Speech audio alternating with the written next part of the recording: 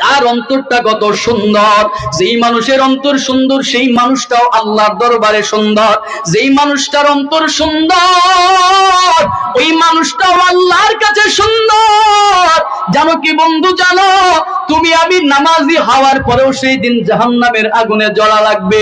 তুমি আমি সেই দিন দানবীর হওয়ার পরেও জাহান্নামের আগুনে কিন্তু জ্বলা লাগবে। তুমি আমি সেই দিন আলেম হওয়ার পরেও জাহান্নামের আগুনের মধ্যে জ্বলা লাগবে। তুমি আমি সেই দিন বড় দানবীর হওয়ার পরেও জাহান্নামে জ্বলা লাগবে। তুমি আমি শহীদ হওয়ার পরেও জাহান্নামে জ্বলা লাগবে। এজন্য প্রায় জায়গায় বলে থাকি, এই হাদিসটা প্রায় জায়গায় শোনায় থাকি রে বন্ধু। জানো কি বন্ধু, জানো ওই দিন অন্তরটা যদি স্বচ্ছ না হয়, অন্তরটা যদি ভালো না হয়, ওই দিন তোমার আমার ঠিকানা জাহান্নাম ব্যতীত কোনো উপায় থাকবে না। মুসলিমের বর্ণনার হাদিসের মধ্যে পাওয়া যায়, তোমার আমার পয়গম্বরের সাহাবী আবু হুরায়রা রাদিয়াল্লাহু তাআলা আনহু থেকে বর্ণিত, তিনি জানায়া দেন আপনার আমার পয়গম্বর বলেছেন, ময়দানে মাহশারে আল্লাহ তাআলা যেদিন বিচারের কার্যক্রম শুরু করে দিবে, ওই দিন তিনজন ব্যক্তিকে দিয়ে আল্লাহ তাআলা বিচারের কার্যক্রম শুরু করে দিবেন। এই হাদিসটা বর্ণনা করতে গিয়া আবু হুরায়রা রাদিয়াল্লাহু তাআলা আনহু তিনবার জমিনের মধ্যে বেহুশ হয়ে পড়ে গেছে। এ যুবক বন্ধু আমার, ও পর্দার অন্তরালের মায়েরা, ও বৃদ্ধ বাবা আমার, চামড়ার কানটা বন্ধ করে দিলের কানটা লাগায়া শোনো। দুনিয়ার কোন মানুষের কথা নয়, পয়গম্বরের জবানের হাদিস শোনাই। দুনিয়ার কোন মানুষের আলোচনা নয়, পয়গম্বরের জবানের কথাগুলোকে নকল করে করে তোমাদেরকে শোনাই। এজন্য চামড়ার কান বন্ধ করে দিলের কানটা লাগায়া শোনো। ও বৃদ্ধ বাবা আমার, যুবক বন্ধু আমার, বন্ধুরা আমার, ও পর্দার অন্তরালের মায়েরা, জানো ওই দিন আল্লাহ তাআলা যখন বিচারের কার্যক্রম শুরু করে দিবে, আল্লাহ তাআলা এক নম্বরে বিচার করবেন আল্লাহর একজন শহীদ বান্দাকে দিয়া, দুই নম্বরে বিচার করবেন আমার মতো একজন কামবাখত আলেম আর তারিকে দিয়া, তিন নম্বরে আল্লাহ বিচার করবেন একজন দানবীর বান্দাকে দিয়া, এক নম্বরে বিচার করবেন একজন শহীদ বান্দাকে দিয়া। ওই শহীদ বান্দাকে ডাক দিয়ে বলবেন, শহীদ, দুনিয়াতে আমি তোরে আমার নিয়ামত শারীরিক সক্ষমতা আমি তোরে দুনিয়াতে দান করলাম, বল রে গোলাম বল, আমার মালিকের এই নিয়ামত পাওয়ার পরে আমি আল্লাহর জন্য কি করেছো? দুনিয়াতে আমি তোরে আমার নিয়ামত শারীরিক সক্ষমতা দিলাম, বল বল আমার এই নিয়ামত পাওয়ার পরে আমি আল্লাহর জন্য কতটুকু আমল করেছো? আমি মালিকের জন্য কতটুকু ইবাদত বন্দেগী করেছো? আমি মালিকের জন্য কতটুকু আমল করেছো? নিজের জন্য কতটুকু করলা? ওই শহীদ বান্দা ডাক দিয়ে বলবেন, আল্লাহ, আমি তোমারই নিয়ামতের স্বীকৃতি প্রদান করি, মালিক স্বীকৃতি প্রদান করি। জানো কি মালিক, জানো আমি তোমারই নিয়ামত পাওয়ার পরে আমি দুনিয়াতে কি করেছিলাম জানো? আল্লাহ, আমি তোমার রাস্তায় যুদ্ধ করেছি, লড়াই করেছি, জিহাদ করেছি। আল্লাহ, শুধু যুদ্ধ আর জিহাদ পর্যন্ত ক্ষান্ত নয়, আল্লাহ আমি যুদ্ধ করতে করতে শাহাদাত বরণ করলাম। এই যে রক্ত মাখা শরীর নিয়ে তোমার দরবারে আসলাম, তোমার দরবারে হাজির হয়ে গেলাম। আল্লাহ ডাক দিয়া বলবেন, রে গোলাম, কার জন্য করেছো এই যুদ্ধ? কার জন্য করলা? শহীদ কার জন্য হয়েছো?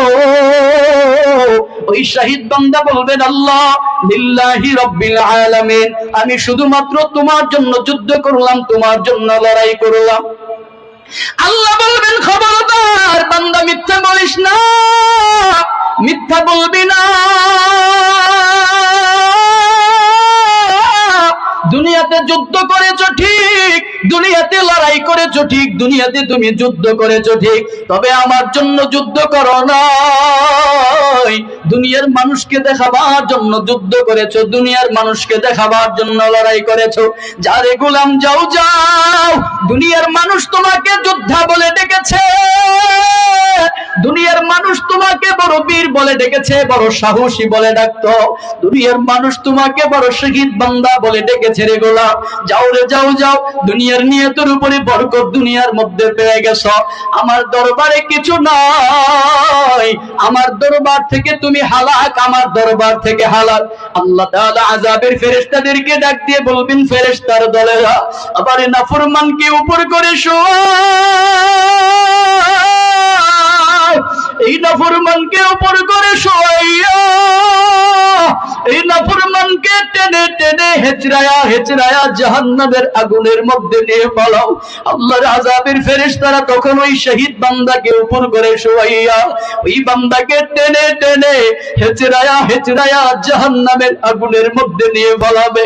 আল্লাহু আকবার, আল্লাহু আকবার। জানো কি বন্ধু, জানো 2 নম্বরে আল্লাহ তাআলা বিচার করবেন আমার মতো একজন পচা গান্দা বাসি নষ্ট আলেমকে দিয়া, আমার মতো একজন কারীকে দিয়ে বিচার করবে। আল্লাহ ডাক দিয়ে বলবে, রে আলেম, দুনিয়াতে আমি তোর সিনার মধ্যে আমার কোরআনের ইলম তোর সিনার মধ্যে দিলাম, কত চমৎকার মধুর একটা কণ্ঠ আমি তোরে দান করলাম।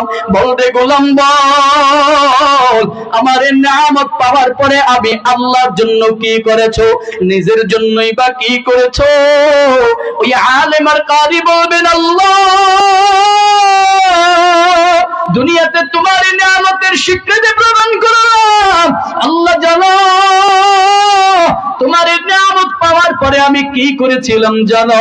আল্লাহ আমি তোমার এই নিয়ামত পাওয়ার পরে তোমার দুনিয়ার মানুষদেরকে কোরআন তেলাওয়াত করে করে শোনাতাম, দুনিয়ার মানুষদেরকে কোরআনের বয়ান করে করে শোনাইতাম, দুনিয়ার মানুষদেরকে কোরআনের দর্স তাদরিস করেছি মাওলা। আল্লাহ বলবেন, কার জন্য করেছো? ওই আলেম বলবেন, লিল্লাহি রাব্বিল আলামিন, তোমার জন্য করলাম, তোমার জন্য করেছি। আল্লাহ বলবেন, খবরদার মিথ্যা বলিস না গোলাম, মিথ্যা বলিস না, মিথ্যা বলবে না। দুনিয়াতে তেলাওয়াত করেছো ঠিক, দুনিয়াতে বয়ান করেছো ঠিক, দুনিয়াতে কোরআনের দাওয়াত মানুষকে দিয়েছিল ঠিক, তবে আমার জন্য নয়, দুনিয়ার মানুষকে দেখাবার জন্য। দুনিয়ার মানুষ তোমাকে বড় খতিব বলে ডাকবে সেজন্য দিয়েছিল, দুনিয়ার মানুষ তোমাকে বড় বক্তা বলে ডাকবে সেজন্য করেছ।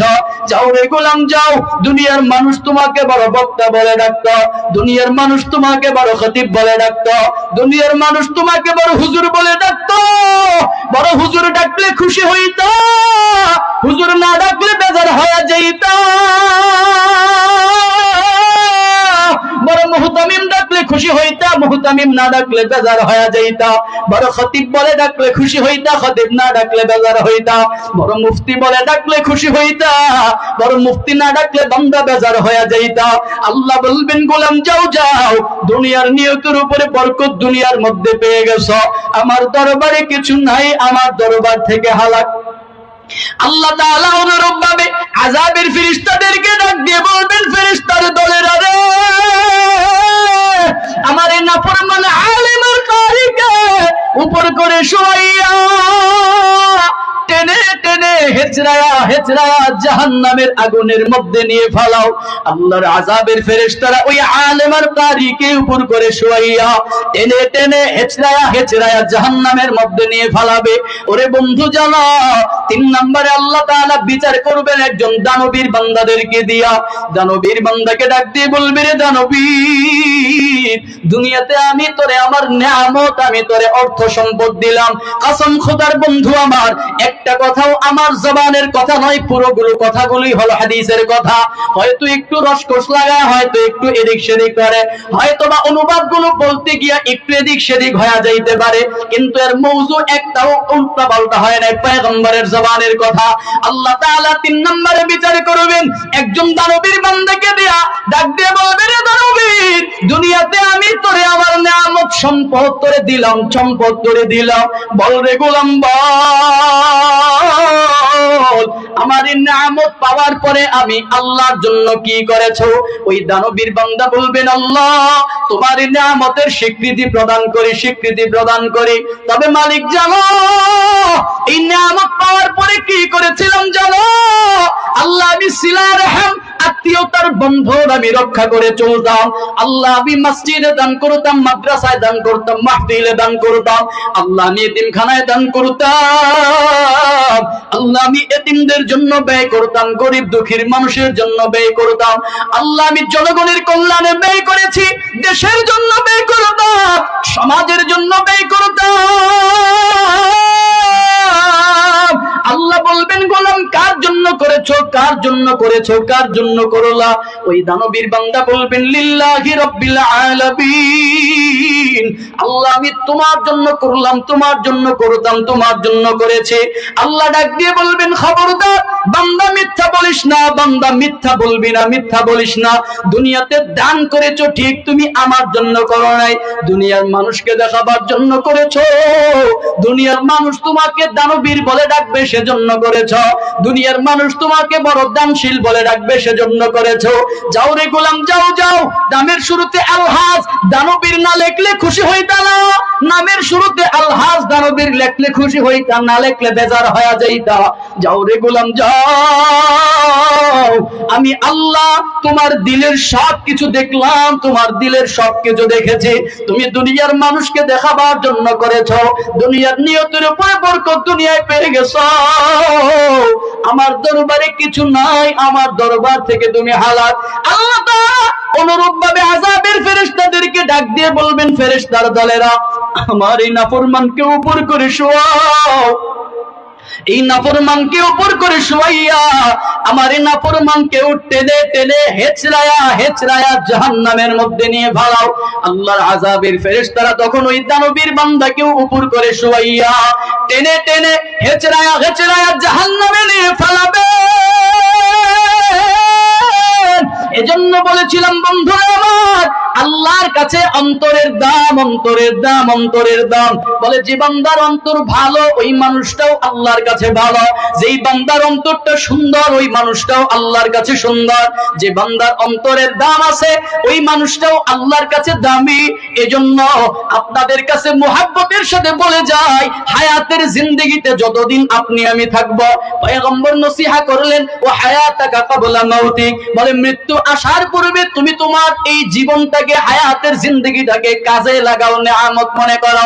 ও হায়াতাকা ক্বাবলা মাউতিক, মৃত্যু চলে আসার পূর্বে তুমি তোমার জীবনটাকে কাজে লাগাও, মৃত্যু চলে আসার পূর্বে তুমি তোমার জীবনের মূল্যায়ন করো। কেমনে মূল্যায়ন করবা? অন্তর থেকে মালিকের জন্য ইবাদত বন্দেগীতে কাজে লাগাও, মালিকের দাসত্বের পিছনে কাজে লাগাও, মালিকের হুকুম আহকামের জন্য কাজে লাগাও, আমার মালিকের সন্তুষ্টির জন্য করো, দুনিয়ার মানুষকে দেখাবার জন্য না, দুনিয়ার কোন মানুষের সন্তুষ্টির আশায় না। মানুষ আমাকে দানবীর বলবে সেজন্য দান করো না, মানুষ আমাকে নামাজি বলে ডাকবে সেজন্য নামাজ চলবে না, মানুষ আমাকে রোজাদার বলে ডাকবে সেজন্য রোজা নয়, মানুষ আমাকে যাকাতদার বলে ডাকবে সেজন্য যাকাত না রে বাবা না, মানুষ আমাকে হাজি বলে ডাকবে সেজন্য হজ করব না, না। বলে অন্তরটাকে পরিচ্ছন্ন করে, অন্তরটাকে স্বচ্ছ করে, অন্তরটাকে সঠিক করে আমার মালিকের জন্য। যদি একটা ডাক আমার মাওলাকে খুশি করার জন্য আল্লাহ বলে ডাক দিতে পারো, অল্প আমল যদি হয় আমার মন বলে ওই মালিকের জন্য যতটুকু আমল করবা ওই আমলের উসিলায় কিয়ামতের ময়দানে নাজাত দিয়ে দিবেন কে? রাসূল বলেন আখলিস দীনাকা ইয়াকফিকাল আমালুল কলিল, দিলটাকে স্বচ্ছ করে, দিলটাকে খাঁটি করে অল্প আমল যদি করতে পারো ওই অল্প আমলের উসিলায় কিয়ামতের ময়দানে নাজাতের ফয়সালা করে দিবেন কে? আল্লাহ। আরেকটু জোরে বলেন না কে? আরেকটু আওয়াজ করে বলেন না কে? আমার মালিকের নাম কি আসতে হবে না জোরে হবে? আরেকটু আওয়াজ করে বলেন ফয়সালা করবেন কে? এই মালিকের সন্তুষ্টির জন্য আমরা সবকিছু করতে রাজি আছি ইনশাআল্লাহ। ওই মালিকের সন্তুষ্টির জন্য আমার জীবনকে কুরবানি করে দেব, আমরা আমাদের জীবনকে মালিকের সন্তুষ্টির জন্য কুরবানি করতে রাজি আছি ইনশাআল্লাহ। মালিকের সন্তুষ্টির জন্য আমার অর্থ সম্পদ, আমার জীবন যৌবন রক্ত, আমার পরিবার সবকিছু কুরবানি করতে রাজি আছি ইনশাআল্লাহ। এবার যদি আপনাদের কাছে একটু অনুরোধ করি, আমার মালিকের সন্তুষ্টির আশায়, আমার মালিকের সন্তুষ্টির জন্য সামান্য কিছু কোরবানি আজকে আমরা করব। সেই কোরবানিটা বেশি কিছু না, বলে এই যে আজকের ইসলামী মহাসম্মেলন, 2 দিন ব্যাপী ইসলামী মহাসম্মেলনের জন্য অনেক ব্যয়বহুল একটা খরচের ব্যাপার সেবার, অনেক খরচের একটা ব্যাপার সেবার হয়ে থাকে। এগুলো কাদের মাধ্যমে হবে? আপনাদের মতো জনগণের জন্যই হবে, এই আপনাদের কাছ থেকে সহযোগিতার মাধ্যমে হবে।